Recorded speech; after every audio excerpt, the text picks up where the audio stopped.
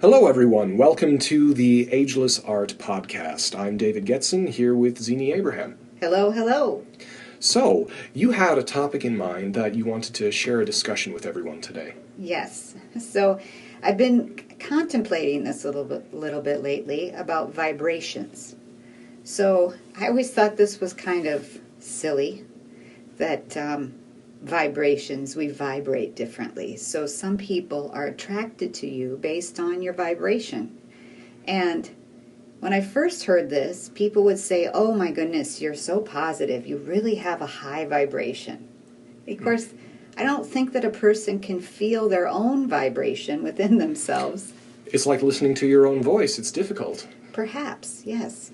So I wasn't grasping the concept. However, I've been noticing a trend in my life lately where the people who tend to have a lesser opinion of me and my opinions, who knew me as an older version of myself, where I know within myself I was less happy and less fulfilled, have actually said to me, "I liked the old you better."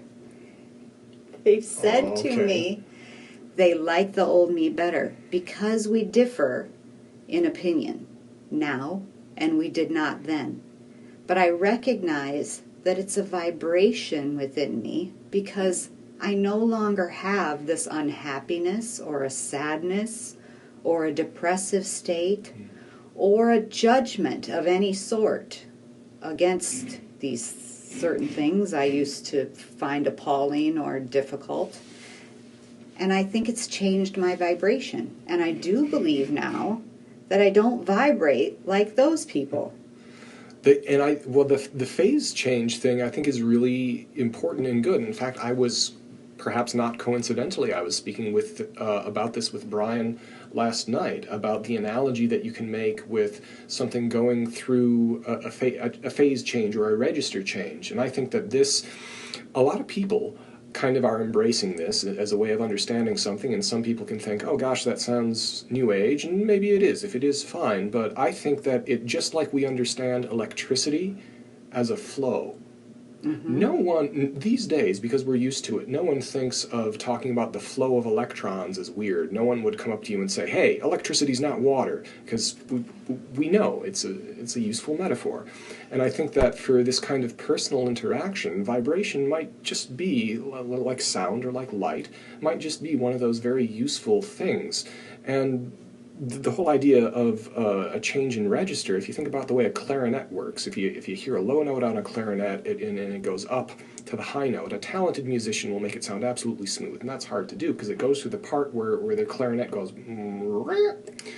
So yes. That's switching registers, because the resonance has to go through this period of chaoticness until it moves to the new place. And I think that maybe there's something analogous with the kind of the way that your personality has been interacting with the world. The world has changed, and who you are has changed as well. We're different day to day, and then if you're different over time in a significant way, perhaps there's a kind of register change. And when people say that your vibration is different, or they describe their own vibration as being different, maybe it's something like that. Does that make any sense in terms of an analogy about the previous way things were and then the new way? Well, I think it definitely explains their reaction, because perhaps they're not able to get to the place, to the different note that I'm on, without the screech yet. That's right. Their mind, in my opinion, is blocking an acceptance of a new way of thinking. Because I know that my way of thinking is definitely new compared to my old way of thinking, which was steeped in a pretty significant religious ritual and very much based on avoiding sin, which I don't really attest to anymore. These aren't things that I can embrace any longer. And I felt as though they held me back. And so I definitely feel as though if there is vibration out there that I'm putting out, it certainly has got to be a more caring and, from what I'm told, higher vibration higher vibrational status. And I'm interested in the fact that I've heard that people, based on the kinds of drugs they take into their body, the abuse and things that we go through where we do not care for ourselves, you can definitely measure in hertz. Is that how we measure the body's vibration? That's how all vibration is measured. Isn't it? If you're understanding vibration as an oscillation over time, hertz is vibrations per second. Okay, so people who take better care of themselves, eat better things, vibrate higher than people who have abused themselves, who do not care for themselves physically, do not eat good, and make generally poor decisions and find themselves in lesser places in life, definitely have a lower vibration that is measurable. So how many things through life, how many vibrations are there that we can't even measure yet? That we don't have a scale to measure on? That is something that I have been borderline obsessed with, Brian and myself both, because I think color, it used to be, when this tacks into design, which is our other area of focus, if you're doing architecture and design, something like beauty and color, well, color, it used to be in the mid-19th century that Isaac Newton had a very great intuition. He was a highly spiritual person. He had an intuition that color he knew it had to do with light. And he thought, he made an analogy to music because he thought it probably had something to do with vibration. He had no way of proving it. Yeah. But it was true. His intuition was correct. It was later demonstrated true. And right now, but before that, we're able to analyze color in all kinds of really detailed, wonderful ways now, in ways that we weren't, because the science has caught up with measuring the wavelengths of color. Oh. Right now, and then there are other things, but people can kind of cut themselves off to the wonderfulness of human progress if somehow we think that we've run out of stuff to measure. We haven't. There's so many new things to discover and measure, and it can be great, and it might be that there's a type of vibration that happens in a person which you could measure, but we can sense, but not mathematically measure yet. Absolutely. And this is what I have been pondering on, because I've been doing a little bit of research, and I recognize that somebody somewhere out there has potentially cured cancer through vibration. And I happen to know that the singing bowls feel really good when you have them vibrating over you, and that is definitely a thing that I think you'd have to be really rigid and unaccepting to even be able, to deny that you could feel it. Yes. I think it would have to come within you that you were not going to feel it no matter what. But if you even try it, I think everyone can feel it. Well, there's an immediate benefit to that. One of the neat metaphysical aspects of sound that we don't necessarily think of it like that is that we understand how things are transparent and opaque to light.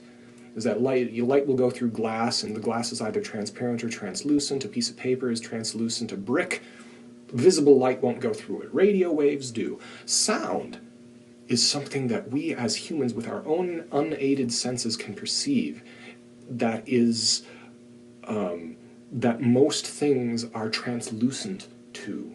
And that's kind of fun to think about it, because you realize that your whole house, your apartment, right now these walls are translucent to that sound. That's a good demonstration. So Thank you, Marion Library. So right. So we've got it's translucent to sound. Sound moves through things, and the sound is moving through your body. And part of the kind of relaxation, and you can feel your blood getting better and your heart rate drops when you do that singing bowl thing. And you mentioned the cancer curing thing. This is, I haven't looked in to see how for real it is, but people purport, my cursory examination of it, they purported to find that when you're dealing with an octave I believe the octave is the ninth. Internet land out there, you can correct me if I've got my music theory wrong. But an octave is the ninth interval. At the 11th, so it's the same note, but it sounds higher. Yes. It is higher, but it sounds the same, I should say. The 11th interval is, they did an experiment to see how cells of the body would react to different intervals. And they didn't find much, and they were looking specifically at cancer tumors. They found at the 11th interval, sending sine waves, basic vibrations at the 11th interval, that type of harmonic, they found significant results of tumors shrinking. Wow. So it might be, I think this is being circulated and people are discussing it, and that might not be something that they might have been seeing what you call in science a false positive. Who knows? But it might be a huge breakthrough. Well, I have read other things or have talked to others. I get on these topics on occasion. Mm-hmm. Music was definitely one of them. And you might have been someone I had the conversation with about the Nazis doing tests. You mentioned that some years ago, yes, about the, you were talking, this is the difference between A440 and A432. Yeah, go on. Oh, I remember it was You my mentioned other it to friend me. Ken, who is a musician, Ken Kemper, and I can't repeat what he said exactly, so I think we should have Ken on to talk about music and vibrations as another podcast, because that would be fascinating. That would be an excellent future topic. Yeah, because the vibration of a musical score can actually change the way you feel based on the notes. I mean, of course, we understand that things make you feel happier, but the different changes in whatever he was explaining really was fascinating. We had a great conversation based upon how the Nazis discovered a way to keep music more harmonious to your ear and yet still make you not feel as happy about it.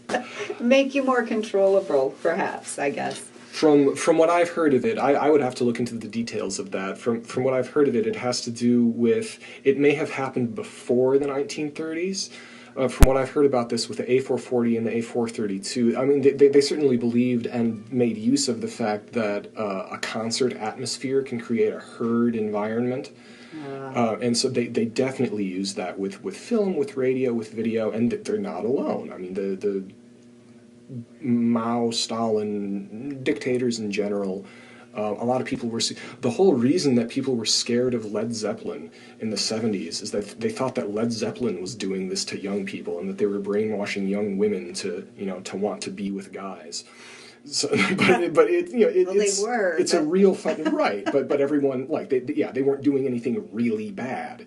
No. But it just is a phenomenon that you can tap into that power of group dynamics, and then people can do nice things or nasty things with it. But the A440 and the 432 has to do with they went from the doublings. I believe you get up to 432 by doubling from 2, 4, 6, 8 on and on. Oh. But A4, it goes with harmonic doublings. A4 and so it's more euphonic. It's supposed to. It's debatable as to whether it does or not, but it's supposed to physically resonate better because it fits evenly into the natural tones of things. A440 was turned up so that the human ear perceives things at a higher pitch more clearly. One of the main reasons being is that nature has trained all mammals to listen to the voices of their mothers. And you want to pay attention to the higher-pitched female voice to keep yourself alive. Oh. And it's also the first voice you hear. Because they say that everyone inherits their brains from the mother's side. Yeah. I love that. Yes. Yeah, your language. All my kids got my brain. Your first experience of language is whatever your mother is saying before you're born. And so they have a jet, this is a weird tangent, but a fun one, jet fighter pilots, men or women, when you're in a jet and you get woozy and you might pass out from the jet turning so fast, they have a voice that says, wake up, pull up, and they have it be a woman's voice, because when you're on the edge of passing out, no matter who you are as a human, you're going to wake up to a woman's voice more easily. And because Alrighty. So that's the... Wake up, people. Wake up. So A440 was done in concerts throughout Europe. They switched to the tuning to have the all of the instruments play at a slightly higher note, which made everything seem louder even though it wasn't. Well, see where all this vibrational talk took us? Yeah. I think, well, this is the... Well, you were going to mention something earlier. What was I saying? Well... You already got there? I'm not sure. That's okay. I think that one of the reasons that I'm so interested in all of this with vibration is because this isn't simply a trend. This isn't a fad. I think this is a very important and useful, potentially very useful and helpful shift in the way that people look at things. Absolutely. Yes, that's probably where I was going with it. In that you don't have to. What I'm saying about the vibration and how I know that I'm vibrating differently so that people are affected differently is that we are not perceptive. We maybe can't measure the vibration, but we can feel it. So when you meet a person and your immediate thought is their eyes are too close together, their shirt doesn't match their pants, their hair is disheveled, they have pens in their pocket. I'm on the spot here. If this is how someone comes... I had to dream these up, and I'm sorry that I had to use them. I understand the example. I think you look great, by the way. Oh, thank you. There's nothing wrong with the way you look. Right. Which is exactly the point. There's nothing wrong with the way you look. I happen to like disheveled hair. I happen to think it's pretty handy that you have a pen in your pocket. And there's no reason in hell that your shirt needs to match your pants. Okay? We are judging people on imaginary things in our heads. This is a vibration that we put out towards someone, and they can feel it. And they either like to be judged, or they don't feel good about themselves, and that's what brings you to two people who just really like to complain about things a lot. That's a vibration of its own. I can't do that vibration anymore.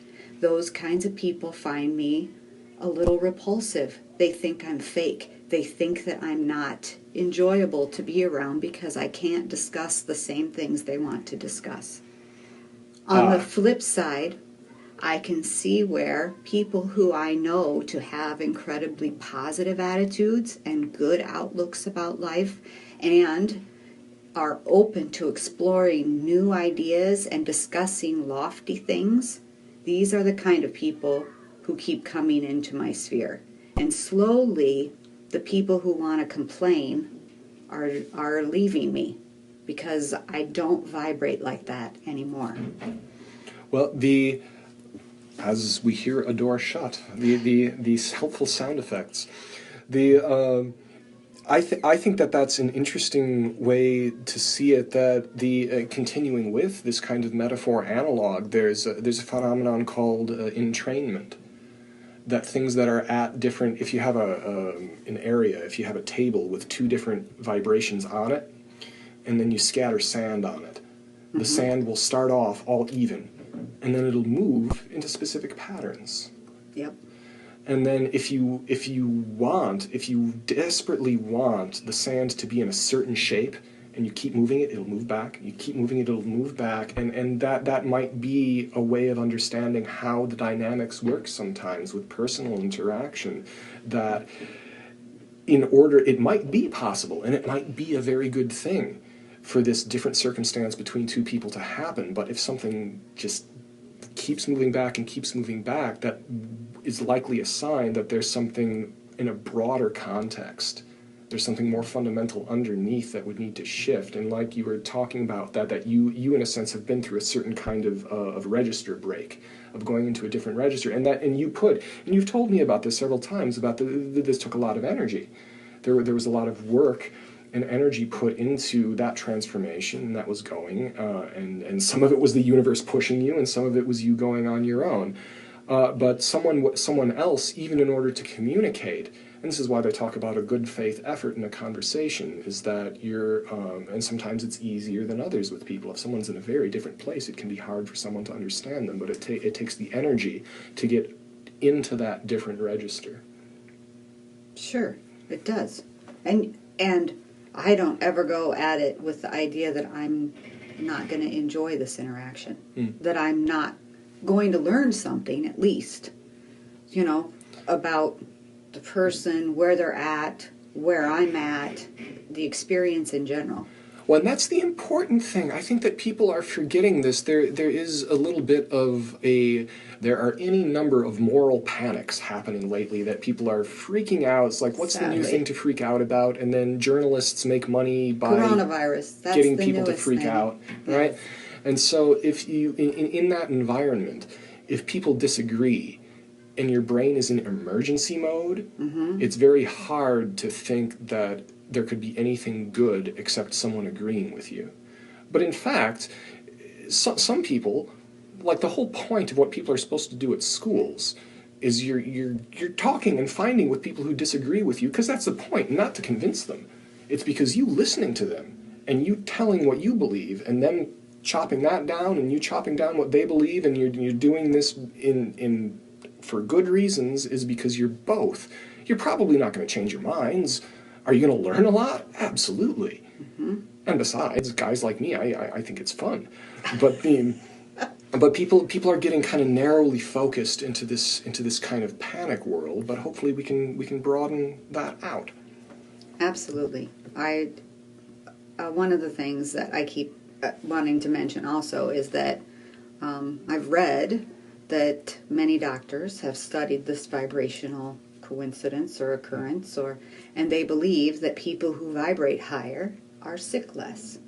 So it totally makes sense to me that when you take care of yourself, you fill yourself with positivity, your vibrational status goes up and you are less likely to be sick. And so there is definitely a correlation between how you take care of yourself and your vibrational status and the kind of people that end up attracting to that kind of status. I think that's definitely true. I've noticed that anecdotally. I would be very interested about how science is explaining this, because if they can figure out what that is, that would be very interesting. I've definitely noticed it anecdotally in my own life, and I think lots of people have, that if you are ultra stressed out, you get sick more often. You can take your own vibration up and your own vibration down, to use that terminology. And absolutely.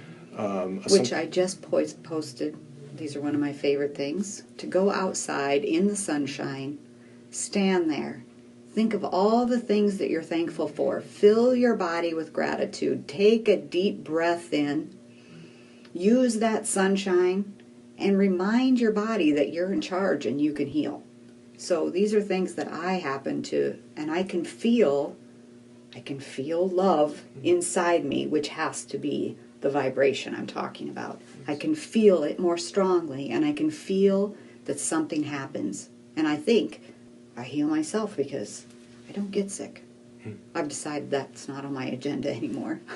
Well, and that makes sense. I mean, I think that there's so much that we can explore with finding out what these vibrations are. For a good long time, starting in the Middle Ages and kind of peaking in precision in what we call the Age of Enlightenment, the so-called Western world has been understanding things in terms of spatial relations. And you get it was really articulated with René Descartes' coordinate system, and our culture is suffused with that. We're used to that. And that's what you call a heuristic. It's a lens of looking at problems and a way of examining things. And and it has its limits. It has its benefits, it has its limits. I don't think it should be abandoned.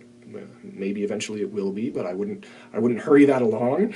But this whole idea of understanding something as vibrations, I think that is a very big, we shouldn't dismiss this, it's a very big fundamental shift in the way the entire world is looked at.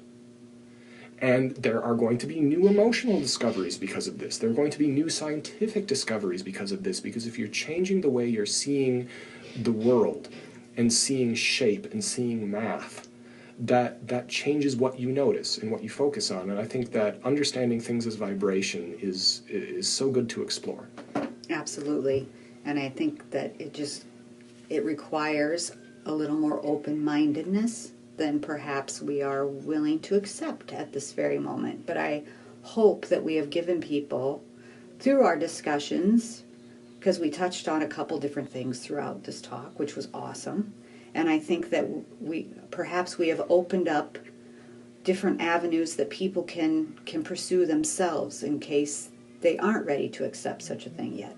Well, I think that's a great thing. And like I was talking about with constructive disagreements, this is why we post to both the podcast feed and to YouTube, because we love hearing from you. If you want to email us, info@agelessart.net. YouTube comments are absolutely welcome, and you can listen to us on YouTube or on the regular feed. And we have this has provided such a fertile ground for future discussions, and we look forward to it. Thank you so much. Awesome. Thank you, David.